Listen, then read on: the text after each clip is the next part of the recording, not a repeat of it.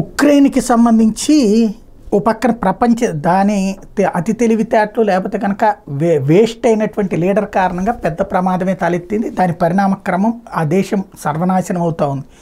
చివరికి ఆ దేశాధ్యక్షుడే కరప్షన్కి అలవాటు పడితే అది చూసినటువంటిది. అంటే ఏదో సామెత ఉంది కదా, ఆవు గట్టును మేస్తే దూడ చేలో మీద అని. అట్లాగే ఇప్పుడు వాళ్ళకు ఉన్నటువంటి కింద అధికారులు వీళ్ళందరూ తింటం అయితే ఇప్పుడు ఏకంగా ఒక మంత్రి ఇట్లాంటి కుంభకోణంలో తాజాగా పట్టుబడ్డాడు.